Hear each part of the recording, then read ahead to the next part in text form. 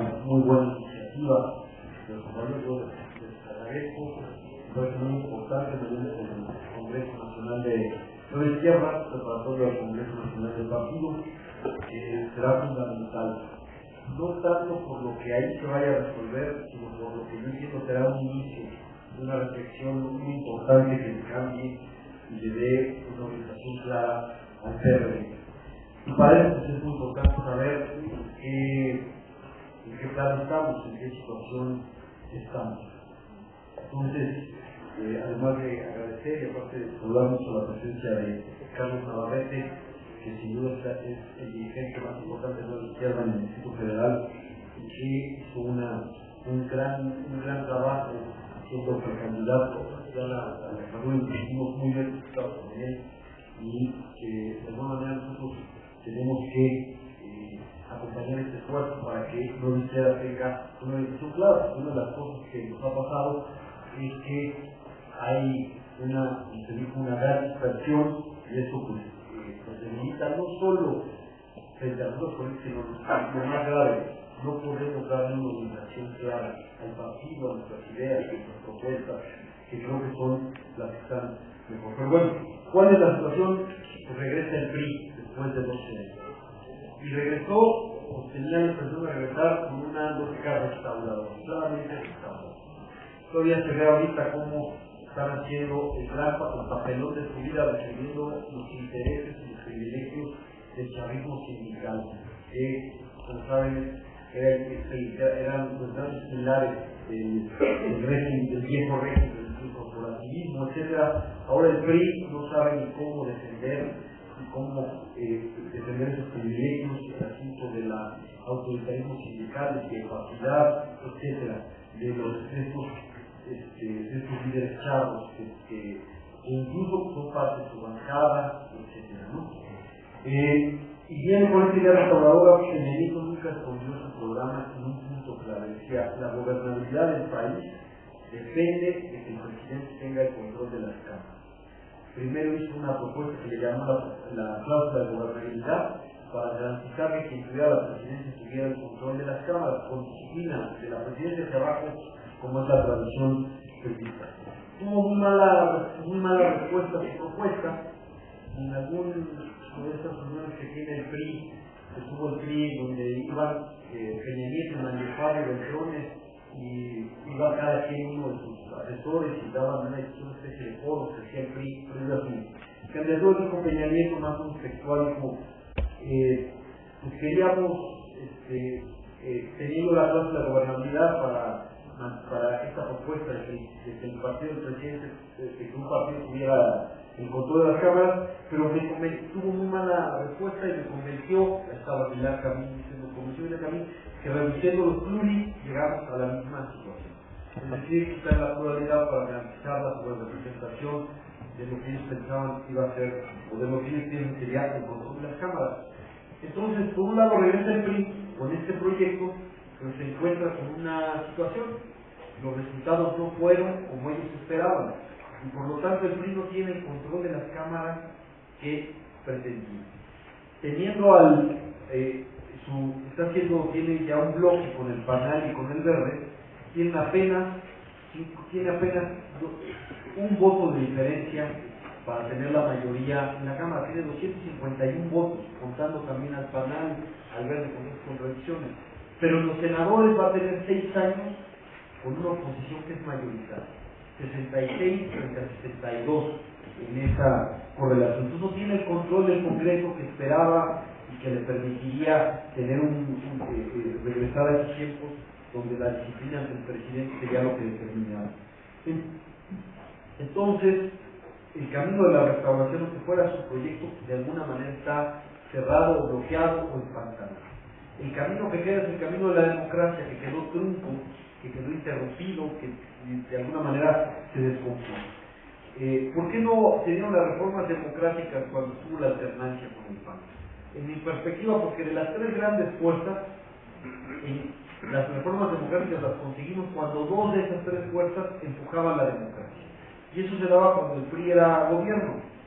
Porque cuando el PAN fue gobierno, la democracia pasó a segundo plano para ellos.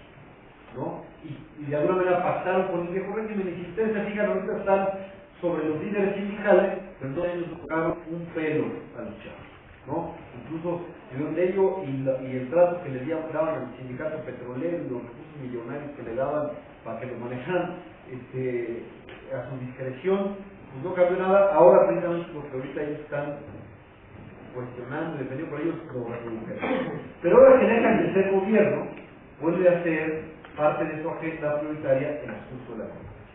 Y eso permite que el PRD y el PAN vuelvan a ser dos fuerzas frente a la otra, empujando hacia las reformas democráticas. Me parece que esa es una posibilidad que tenemos que impulsar y perseguir. Y ahorita tiene una primera prueba con lo de la democracia sindical que está en el Senado, que ustedes saben que hay un chantaje tremendo del PRI y de los líderes chavos para que esto no se discuta, ¿no? Entonces, esa es una perspectiva y debiéramos avanzar en esa posibilidad de hacer reformas democráticas que están ahí. ¿Qué fue lo que, sin embargo, creo que tuvimos un mal inicio en la Cámara de Diputados, que de alguna manera ejemplifica pues, las contradicciones que tenemos en el país todavía, porque si bien es cierto, los dos deseos es, regresa por un lado el PRI y por otro lado se va Andrés Manuel. Andrés Manuel que hizo una muy buena campaña, pero esta buena campaña que hizo Andrés Manuel demuestra que la línea política de no izquierda era la correcta, porque su campaña se basó en gran medida en su moderación, en llamar a la reconciliación, incluso muy audazmente saca la existencia de un término que se llama república amorosa, para todavía remarcar más su lógica de conciliación, de búsqueda de pactos nacionales, de no confrontación. Después de 5 años, que es una lógica distinta, que la declaró aquel día que tomó posición Calderón y dijo, no va a haber normalidad política. Lo dijo en el Zócalo, en un mitin alternativo que estábamos justo ahí, que estaba en el Congreso, en una sesión caótica tomando posesión Calderón. Ahí dijo, y esa fue la apuesta, no va a haber normalidad política, pero en campaña cambia el discurso. Y todavía dice, yo perdono a Calderón, yo estoy dispuesto a reunirme con todos, hacer una política de reconciliación y tuvo su éxito electoral. Quitarse los negativos, etc. Habrá que preguntarnos si hubiera sido mejor no generar los negativos durante 5 años para que en un año tratar de cambiar la situación. Pero el hecho, más que allá, es que esa línea política de reconciliación, de buscar los pactos, de buscar las soluciones del país fue exitosa, y esa, si me preguntan, es un logro de no izquierda. Y debiéramos sacar la lógica política de eso, es siempre el poder se va a decidir en las urnas. Pensemos eso, y el movimiento social es importante, las movilizaciones son importantes, pero finalmente vamos a llegar siempre a aterrizar a las urnas y tenemos que pensar en los electores siempre, no solamente cuando ya estamos al cuarto para las 12 en campaña para ver cómo nos quitamos los negativos que generamos con una política que dejó de pensar en que finalmente vamos a llegar a las urnas. Ese es un logro no izquierda, el asunto de su línea política. Me parece que fue acertada, y esta lógica de llegar a acuerdos democráticos para hacerle contrapeso al PRI también es correcta. Y tenemos que buscar el próximo año va a ser clave. ¿Por qué? Porque hay muchas elecciones en 2020. Muchas elecciones después de un periodo digamos, de tregua electoral. 2013 viene con todo. Y si le cerramos de alguna manera el paso a la restauración con la división de las cámaras, si hay otra posibilidad de la restauración es que vuelvan a hacer que el territorio nacional se vuelva a hacer solamente tricolor por todos lados, que el PRI vuelva a ganar, arrase en las elecciones locales. ¿Cómo el PRI volvió a ser opción de gobierno después de que en 2006 estaba abajo? Pues ganando todas las elecciones locales. Empezó a ganar las elecciones locales aprovechándose de los costos de la polarización, de los costos de 2 guerras fallidas, la guerra fallida de Calderón contra el narco y la guerra fallida de Andrés Manuel contra Calderón. Le abrieron el camino al PRI para beneficiarse de esa polarización y lo supo hacer muy bien. Fue muy rentable para ellos ese asunto, pero fue ganando los estados. Además, ya vimos cómo operan los gobernadores. Imagínense cómo van a operar los gobernadores priistas, que además tienen al gobierno federal y todos los programas federales así. Entonces hay una necesidad de hacerles un contrapeso, me parece que eso es lo que deberíamos impulsar.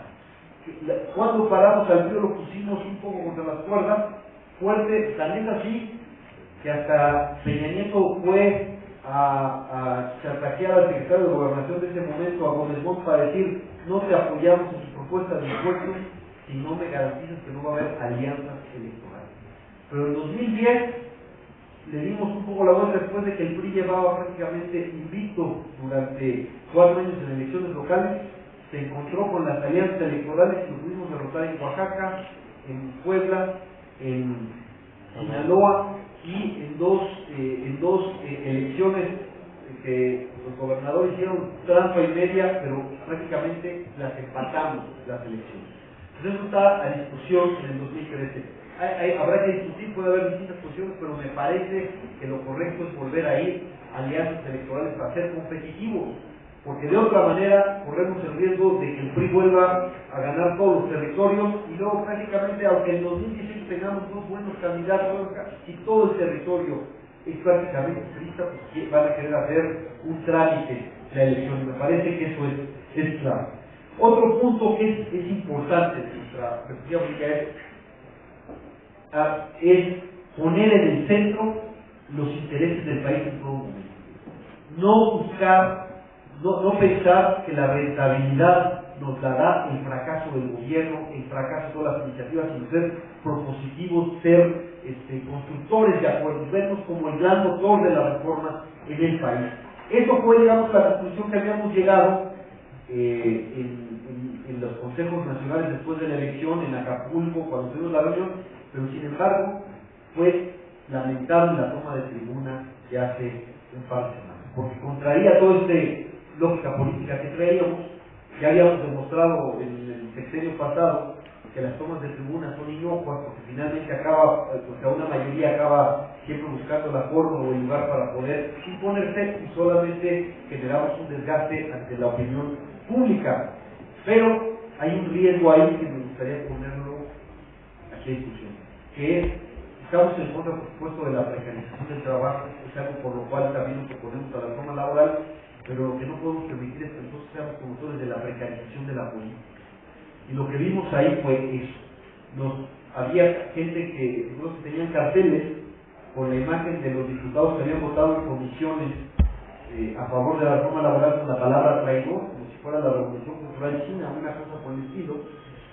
Y en lugar de evidenciar lo que había sucedido, que la intransigencia y la cerrazón era de nosotros, en el debate, ganando la propuesta y mostrando cómo la otra parte se negaba a incorporar nuestras propuestas, en lugar de eso, ¿qué veía la gente? No solo vio la gente la violencia con la que en algún momento, cuando se arrebató el micrófono, estaba ahí, sino que mientras hablaban nuestros diputados en contra de la reforma laboral, estamos en contra de ese retroceso, la otra parte nos escuchaba, pero mientras la otra parte hablaba, los que estaban en la toma de la tribuna nos interrumpían cantando el himno nacional para no dejarnos hablar. Entonces, la intolerancia en el dictamen de la reforma laboral fue de nosotros, pero la imagen que proyectábamos es exactamente la contraria, como si los intransigentes y los intolerantes fuéramos nosotros. Y esto es un grave error, porque siempre tenemos que buscar ganar el debate. Cuando la izquierda llegó al Parlamento, eran 5, 6, 7 más o menos los diputados, y traían loco a los demás. ¿Cómo? Con la lógica usando al máximo los instrumentos parlamentarios, apostando al debate, buscando convencer, demostrando las imposiciones de los otros. Así es como fuimos avanzando y generando una opinión. Ahora me parece que ese es un riesgo. ¿Cuál es el riesgo? Que tengamos no quiero decir acá porque es muy complejo, no es solo eso, pero el obradorismo en esta dinámica de confrontación, o más bien decirlo, que nos hereden el obradorismo parlamentario, que nosotros lo adoptemos cuando ha sido un fracaso absoluto, ¿no? Cuando ahora que Andrés Manuel ha decidido hacer su partido y que pues tendremos que buscar confrontarnos y buscar que en 2018 vayamos con un solo candidato, porque si no vamos con un solo candidato, pues es prácticamente entregarles la presidencia a nosotros. Pero en 2015, ineludiblemente nos vamos a medir. Y la sociedad va a ver el partido de Andrés Manuel frente a nuestro partido. Y entonces tenemos la necesidad de distinguirnos. ¿Y cómo nos vamos a distinguir? Tenemos que tomar las definiciones importantes. Eso es lo que tendríamos que hacer en nuestro próximo congreso.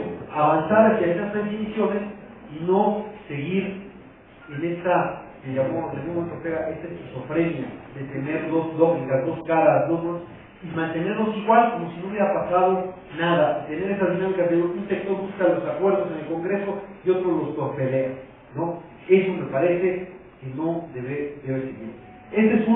Pero si en la línea política hemos tenido este logro, y quiero decir que comparten los gobernadores este logro, que alguien, además de los que estábamos aquí, la mayoría del Congreso no estuvo a favor de este tipo de tomas, tampoco los gobernadores que buscan que seamos una fuerza propositiva, atractiva, que pueda incluir a otros. Si estos nos logramos, también tenemos que decir cuáles han sido nuestras fallas. Y yo quiero ser si yo hiciera una autocrítica fuerte a no izquierda, en su paso en la dirección, llevamos 3 presidentes de no izquierda, es en un déficit sobre la institucionalidad del partido. Si algo teníamos nosotros como bandera hacia adentro en el partido, era hacer un partido con una fuerte institucionalidad, donde se respetaran los estatutos, se respetaran los reglamentos, las reglas internas, y hubiera una lógica de este tipo, respetáramos los órganos de dirección, etc. Y sin embargo, después de en este tercer periodo de la izquierda, yo no veo la institucionalidad del partido al revés. En algunos casos se ha descompuesto más. Nada más hay que ver nuestros órganos, entre comillas, autónomos, en donde todo se negocia. Y eso me parece que no es correcto. Es más, es contrario a todo lo que habíamos defendido. Y esa es la autocrítica más fuerte que yo diría. Hemos ganado en línea política, creo que se ha avanzado en nuestra línea política, pero en vida partidaria, vida interna, no le hemos dado más institucionalidad al partido. Y se han hecho algunas cosas que verdaderamente no es correcto pagar llevando derechos de militantes, etcétera, que no debíamos nosotros ser, no digamos no solo permitir, no solo ser. Hay oportunidades en el aspecto político, claro que hay oportunidades, esa de definirlo. Hay un sector de la sociedad que va a ver bien, de alguna manera, esta posibilidad de que Andrés Manuel haga su acción y nosotros hagamos la otra. Y pueda acercarse, pero entonces nosotros tenemos que dar esa otra cara que pueda dar esa confianza a otros sectores, esa capacidad de inclusión, esas definiciones que nos hagan acercarnos a ellos. ¿En qué situación se da esta decisión? Hay que tenerla acá. Por supuesto que Andrés Manuel sigue siendo un líder muy importante. Es el político más conocido del país, no es cualquier cosa. Tuvo 16 millones de votos, tampoco es cualquier cosa. Pero también hay que determinar, y quiero poner algunos puntos. Uno, esta fue una votación más cerebral que en 2006, era totalmente mucho más cerebral. La gente que no quería, que quería cambio, que era la inmensa mayoría del país, que quería cambio, que ya estaba harta de esos gobiernos de la alternancia que no respondieron, y no quería que regresara el PRI, solo tenía una opción. Solo había una opción, y ese voto útil de decisión. 2. En 2006 no hubo un solo candidato que tuviera más votos que Andrés Manuel. Uno solo no hubo. Ustedes pueden ver todo el mapeo. Ahora, muchísimos candidatos. No solo del DEF, sino de prácticamente todo el país. Y no me estoy refiriendo solo a Mancera, a Graco, a otros, sino si ustedes revisan candidatos a senadores, candidatos a diputados, tuvieron más votos que Andrés Manuel en sus territorios. ¿Por sí? Hubo también, así como un voto útil que nos ayudó y que le ayudó a Andrés Manuel, había un voto útil en contra. Por este temor, porque si bien he dicho que Andrés Manuel fue un buen candidato, más, en mi opinión fue mejor candidato en 2012 que en 2006, nada más que llegamos en situaciones muy diferentes en una y otra, pero si ustedes se fijan, en 2012, si bien hizo bien en reconciliarse, no pudo quitarse de todos los negativos que se generaron por esta lógica de confrontación, esta lógica de no habrá gobernabilidad política, como diciendo, la única forma para que nosotros seamos productivos es que nosotros gobernemos. Y yo creo que lo que hay que ganarle, lo que hay que reivindicar es que el gran papel del PRD es transformar al país. Yo estoy convencido que la izquierda va a gobernar más que para rescatar el país, pero nosotros tenemos que transformarlo, estemos en el gobierno, estemos en la oposición, y ese es muy importante el mensaje que tenemos que dar para generar esto. Estas son, me parece, oportunidades que tenemos, sí, y habrá que aprovecharlas.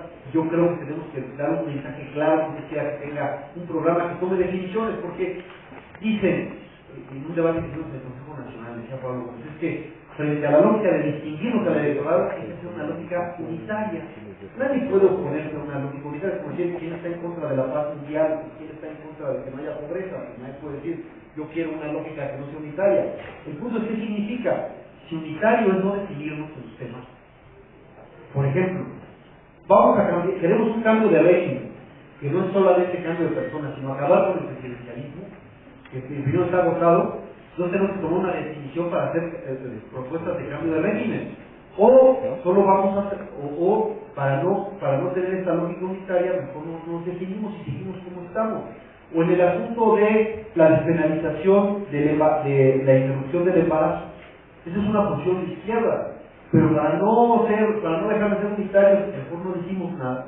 El asunto de las bodas entre personas del mismo sexo, que también es una posición, no estamos con las libertades. Asumimos esa posición, o para ser unitarios, mejor no decimos nada y no tomamos definiciones en estas cosas. Hay segunda vuelta electoral, debe haber segunda vuelta de elección.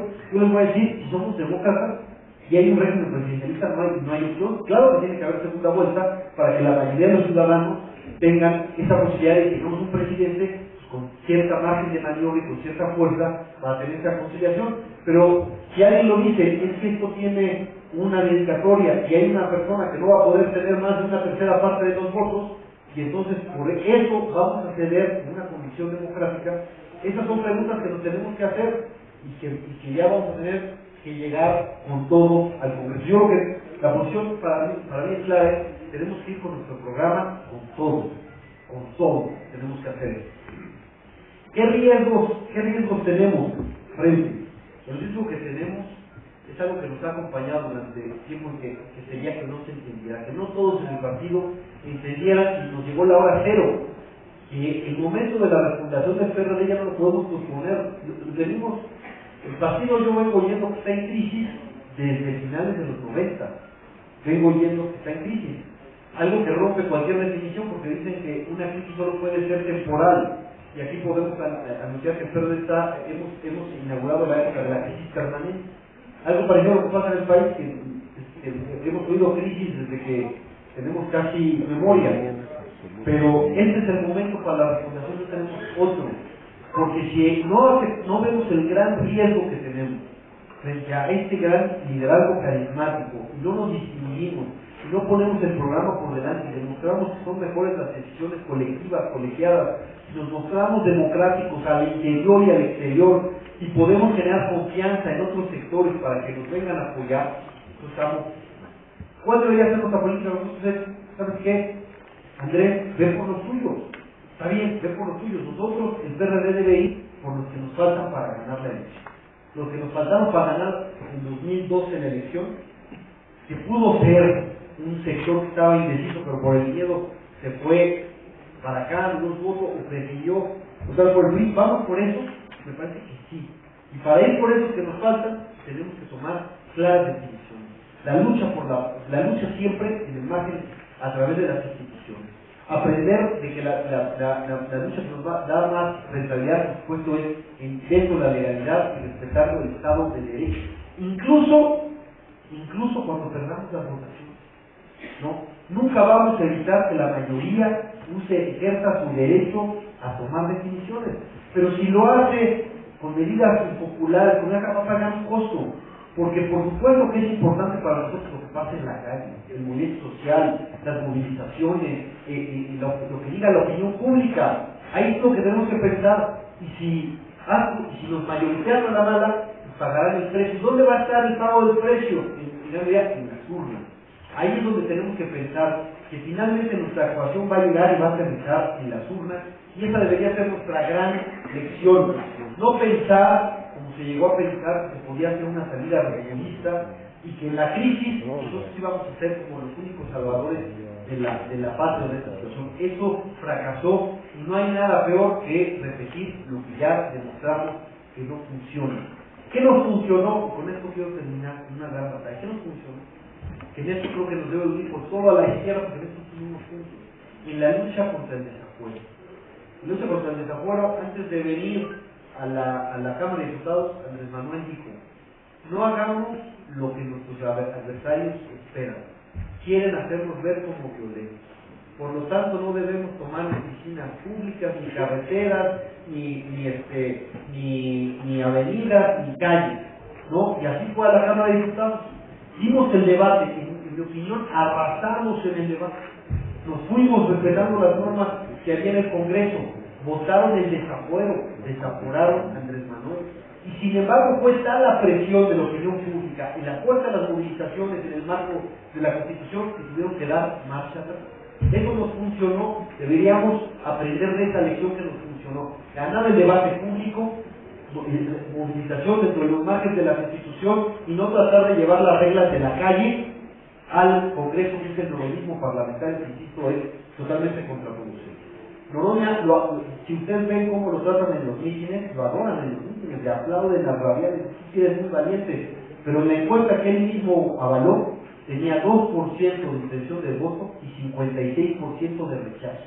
En la Ciudad de México, que es la más terrorista y la más de izquierda. Si no sabemos tomar este tipo de elecciones acá, ¿qué es lo que no nos funcionó? Lo que no nos funcionó fue evitar que Calderón fuera presidente del país.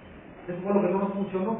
Cerramos reformas, nos peleamos con todos, hicimos esto, anunciamos, no va a haber gobernabilidad política, como diciendo, aquí vamos a estar en la crisis hasta que este cuate sepa que no va a poder gobernar, etcétera. ¿Y qué pasó? Calderón le va a entregar la banda presidencial a Peña Nieto. Eso fue cuando 2006 fue la batalla Pedro Paz y el PRI estaba en la lona. Ese es el resultado de esto y me parece que no lo podemos volver a combatir. Y el problema es que lo que pasó aquella vez, hace un par de semanas en la Cámara, parece que las lecciones no están aprendidas. Por unos por dos, y algo curioso, ¿no? La gente de Morena no tomó la tribuna. Ni Monreal, ni alcalde, ni nadie tomó la tribuna, ¿no? Hay otros que sí aprenden de estas lecciones. Y simplemente decirles que tenemos esto, ojalá podamos convencer a las otras expresiones de que independientemente de la legítima lucha por la hegemonía del partido, por los espacios del partido, que es totalmente legítima, independientemente de eso, no tiremos la línea política a la basura. Y que aprendamos de estas lecciones y seamos una izquierda constructora de acuerdos, de reformas, de transformaciones, y demos una cara que pueda darle confianza, no solo a nuestro voto duro, que es importante, sino a los que nos faltan para poder ser, ahora sí, la opción de gobierno, porque por supuesto ya eso aspiramos, ser gobierno nacional y darle un rumbo distinto al país. Gracias.